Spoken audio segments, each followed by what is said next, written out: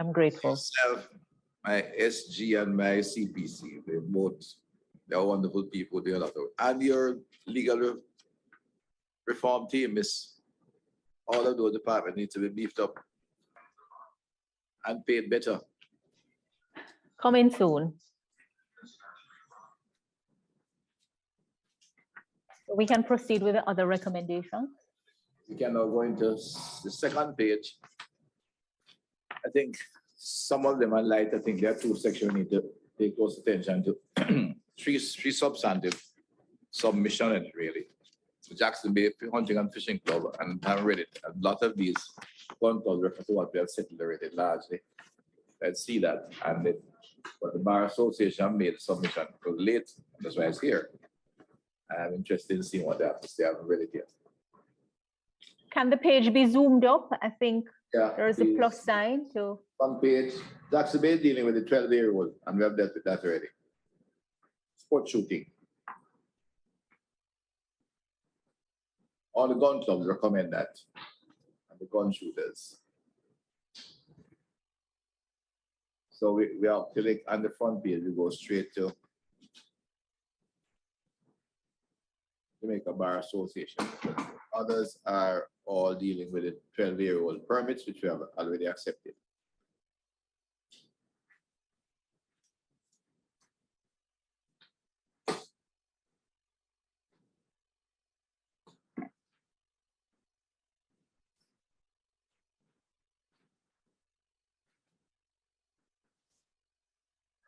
I see the bar is raising concerns around the mandatory minimum. Yeah, but I love that you give me the.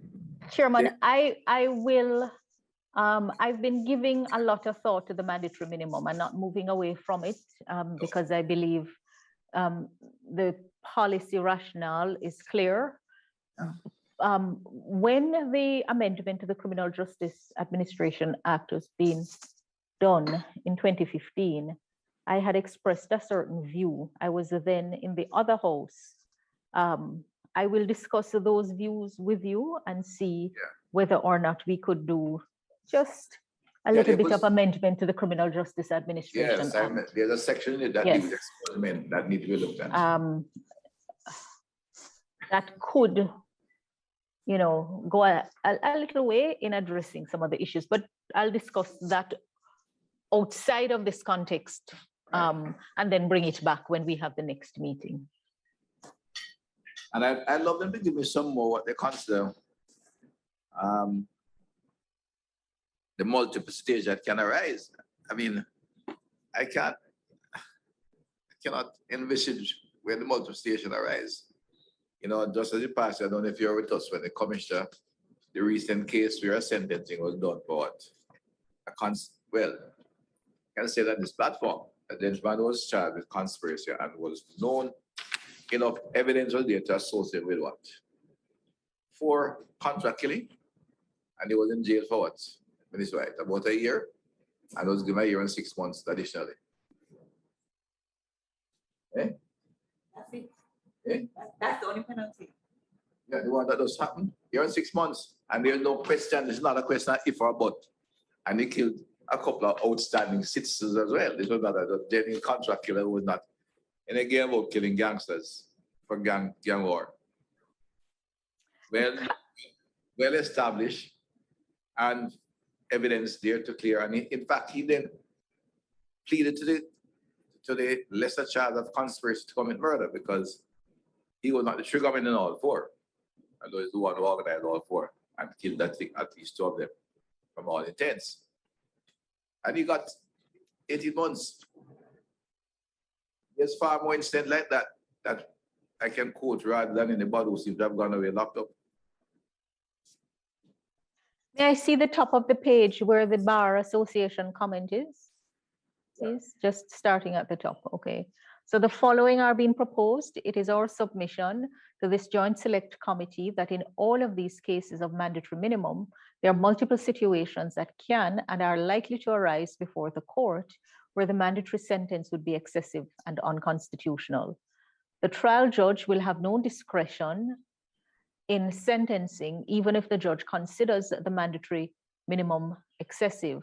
Once that dilemma arises in any reasonable hypothetical situation, the mandatory sentencing provision would be unconstitutional, even though there may be more situations in which the mandatory minimum may be appropriate.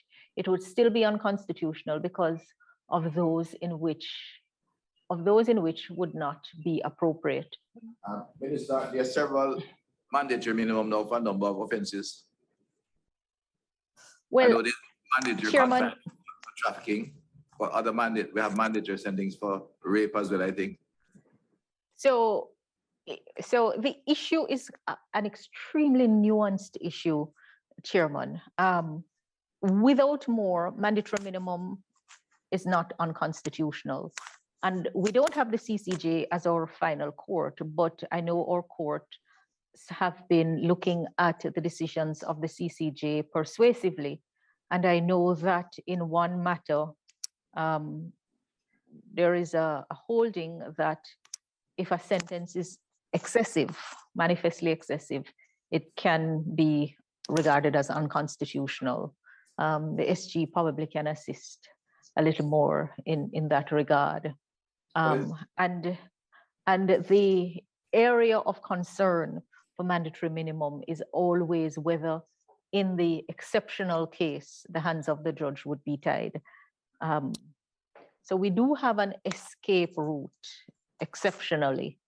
That is not determined before the sentencing judge, but before the appellate judge, where the certificate is done by that trial judge and sent up. And then the Court of Appeal is empowered. I had expressed certain views when those amendments were going through the Senate at the time.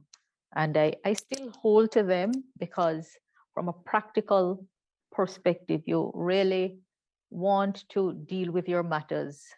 It is said that the trial judge is the best position to hand down sentence, having heard the evidence, having assessed the witness, etc., etc. Trial courts have advantage over appellate courts in certain circumstances, in the same way appellate courts will have advantage over the trial courts in other sets of circumstances. I know this is an issue that has been raised repeatedly. My pause is not for some of the reasons expressed in the Joint Select Committee about, the cases raised, because at least in two of the examples given, when I checked the facts really did not accord with how the examples were cited. And I also know enough to know that listening to the report on a matter is not the same as understanding what exactly was before the court. And sometimes, we trip over ourselves because parts of a matter are reported, and they're reported in a way that just ignite all kinds of emotion and concern. But there are, we can just take a look back on it as to not undoing the mandatory minimum, but to see whether we just create another little avenue. You want to give another avenue of escape? Yes, yes. The way this is structured, however, just reading the layman, it's suggesting that it will be challenged when a case arises that appears unduly excessive. It says, if the judge considers the mandatory minimum excessive, so the appeal would have to come and the challenge is constitutional when such a case arises, or they can challenge any case at large. In all cases will turn on their circumstances and sentences. I part company from many others. It is quite permissible for the cabinet as a matter of policy and as a chief instrument of policy constitutionally to say that having regard to all that we have assessed, not an assessment on emotion, but reason, looking at data, that we view a certain kind of conduct as extremely egregious. Once we After get all, there, it is the parliament that pass laws, parliament create offenses, and parliament creates sentences for those offenses, right? But the issue around judicial discretion, and I don't accept how some of the arguments are pitched about the line of separation of power. It's not just the parliament and the executive that are separated from the judiciary. The parliament and the executive also have powers that are not proper powers for the judiciary to pronounce on. The judiciary, I mean, will examine the law against the Constitution because of the constitutional supremacy clause and the settled principles of law that evolve over time. But the parliament is, I mean, the court is not a policy-making body. It is well within its remit to say it dislikes the policy, but when the law is passed, as long as it is not outside of the constitutional limits, it is the law. but if the innocent, I'd expect one line of argument here that to me makes sense. But the sentencing regime is quite irrelevant if this process works fairly. If the man is innocent, he'll be found innocent and sent home. I don't think we can determine it simply on that basis. No, it's almost yes. simplified, but as Right. the process is, I mean, that's what it is. As a parliamentarian, I ought to have the authority to tell what the offense is and define the criteria, what way to put on the sentencing. So the recommendation goes on to say, in order to strike a balance between the power between Parliament and the judiciary, it is our recommendation that all mandatory sentences, including mandatory minimum sentences, be amended to include, can you scroll up for me, Anila, please? To include a limited judicial discretion for a lesser offense, for a lesser sentence, in the opinion of the trial judge. Such a course would give effect to Parliament's policy for stronger sentencing, but also ensure the preservation of judicial discretion in circumstances that warrant lesser sentence. I would just say, let's pause and consider it. It's not an issue that is being raised afresh, and it certainly is a matter that we did consider in our deliberations as we were settling the policy and taking advice, legal advice on it. So it's not a matter that is presenting itself afresh. The recommendation they make is that the correct approach for Parliament, right.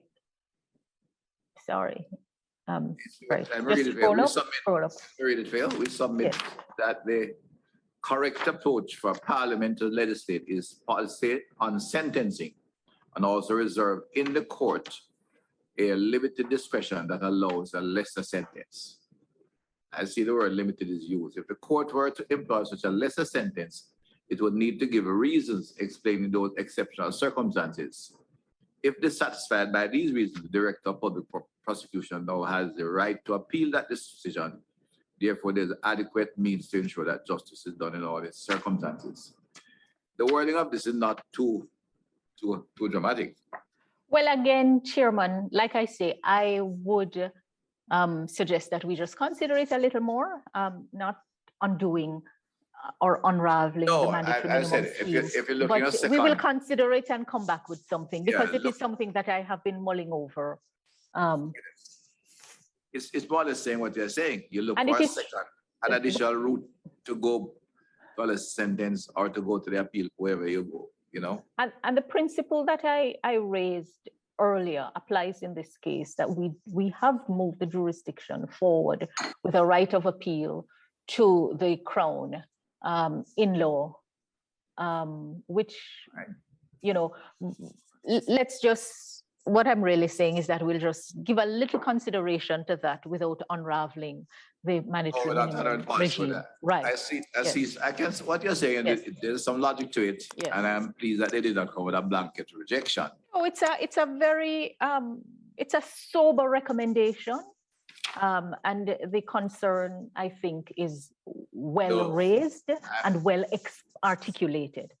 My last Justice Council meeting, course, I must tell you, there was an example brought by your senior justice, but the example is a bad example. So the crippled man he alluded to as being requiring the show of mercy was indeed done.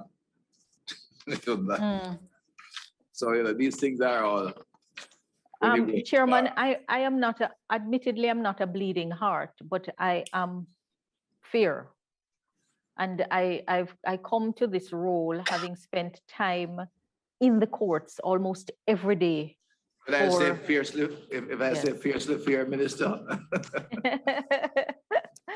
No, in other words, I've seen the issues from different perspectives.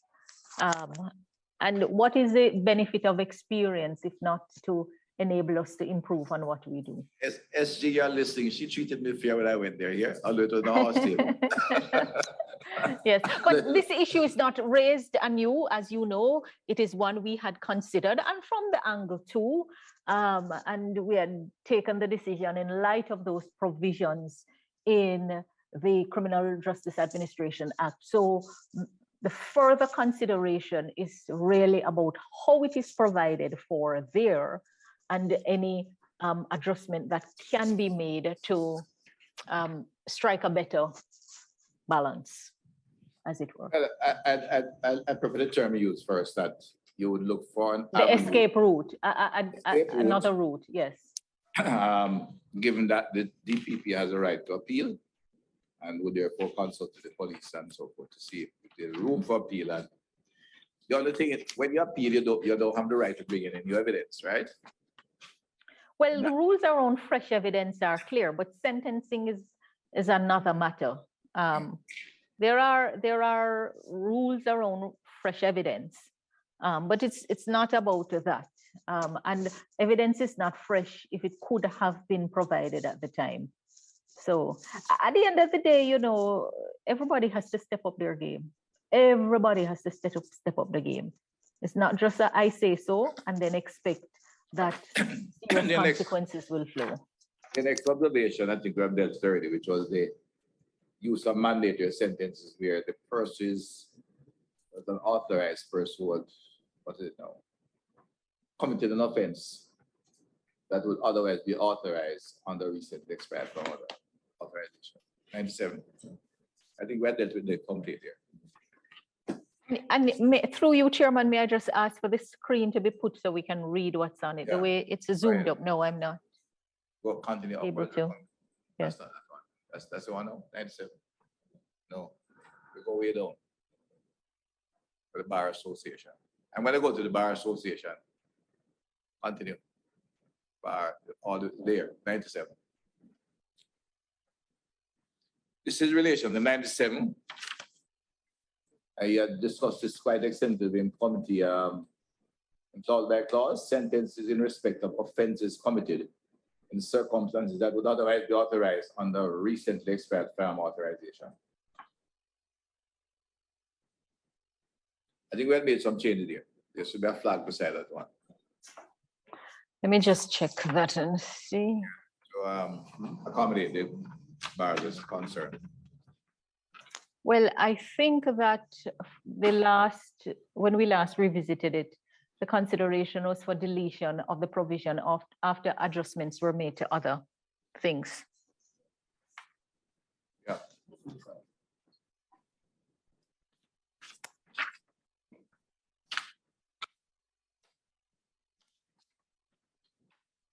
$20 pages, but not much on the pages.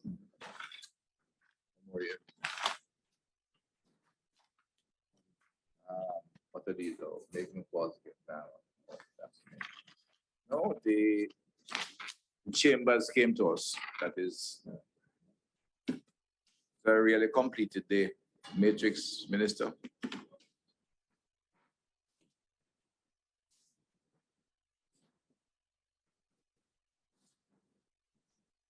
Minister? Chambers, as in the Attorney General's chambers? No, this was Mr. Champagne. He came and spoke to us. Oh, Yeah. Champagne chambers, right? Yeah. So we have actually completed the matrix. Right. Okay. Can I, before we take up any other topics, thank all the members. over 10 days for their contribution and work. Now, next step, guide me. I've done it other days without small bits. I made a bit there.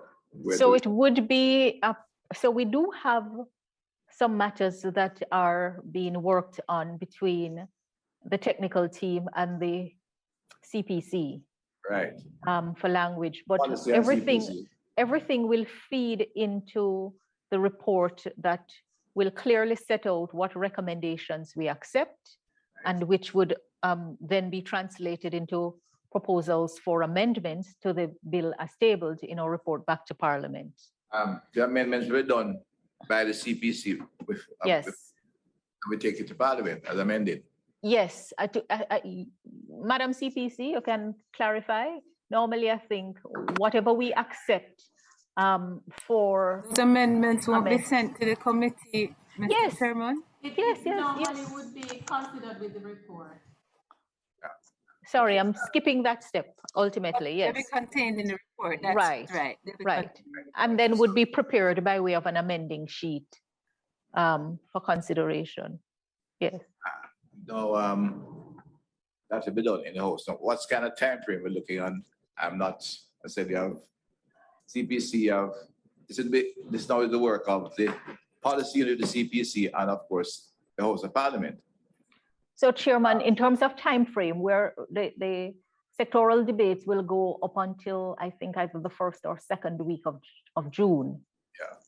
And then after that, we would have to focus the Parliament's attention to this. Well, we'll have to wrap up and get this bill back, report of it back, and then we will debate it. I'm looking at this. I have reserved. I went ahead and locked off on the Thursdays because people are jumping in with all kind of meetings. So I'm just wondering, how to guide Anila. Whether I have to go lock off some Thursday at the end of the month, we'll meet next week. We'll give the time for the technical team and for the policy and CPC to meet. And Anila, how you put it? Sorry, Chairman, let's just get an idea from Ms. Grant and the team how much remaining time is required, because I know Ms. Grant also has other matters, including the new bill act to come working at heavy matters to work on. We have some FATF matters, all of that. So among the many things, and this is a priority for the Parliament to consider in the shortest time. So for the work that is left to be done, that has to come back to the committee, how much time would be required? While working with all the other things you're doing. Yes. That's what we want to get an idea of. It's difficult to say not having seen what the instructions are for the revision of the penalties. I see. Got you. So, Mr. Richards. It not be a week or two. I think a little more than that. All right. Mr. Richards, how much time you need with your team, through you, Chairman, to fix up the recommendations and the drafting instructions? And if you need help. I was trying to strong arm the team to give me 2 weeks, Minister. But they're looking at me and saying 3 weeks to include. I'll have to give them 28 hours a day. Chairman, time and a half is shorter than 2 times. Your ministers are people. So 3 weeks. So in fact, if we say 3 weeks, it means the first week of June. Right. Well, we're not in the first week of May now, Chairman. Right, but where are we now? Yes. Second week. So you're going to the first week of June. So I will need the committee to come back. We'll keep in touch. Right. From my point, and Minister is going to keep in touch. May I suggest you reserve a date in the second week of June, Chairman? That's what I'm looking at. Yes, please Anila, reserve 2 dates. 2 dates. Yeah, Anila, you heard that. Yes. We take Wednesday, Thursday of the second week of June. Yes. Lock it off, and when the PSC come tell them that they cannot change, they'll have to take another day. And you can restore health so they'll feel happy, and PSC can take a Thursday.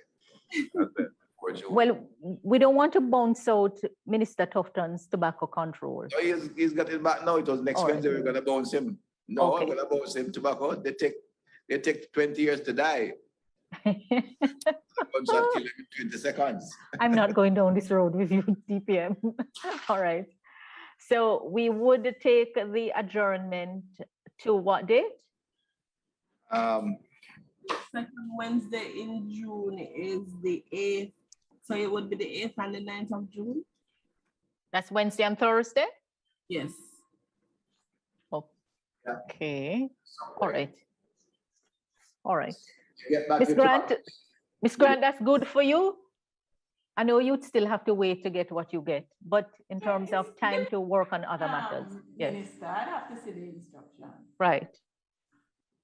All right, Chairman, I think we've had a good and productive day. Thank you very much. I see the words in your mouth, so I've just pulled them out and say them for you. Thank you very much. I would say no more, Minister. I'd say you can sleep on the other side tonight. So we could move for the adjournment to the Thank date. you. Moved by Minister, seconded by Member Williams. Very well. Thank you. Thanks. All Have a right. good evening. See you tomorrow. in the Good day. afternoon to everyone. See you tomorrow. Thank you, DPM. Minister. Thank you, Chair. All right.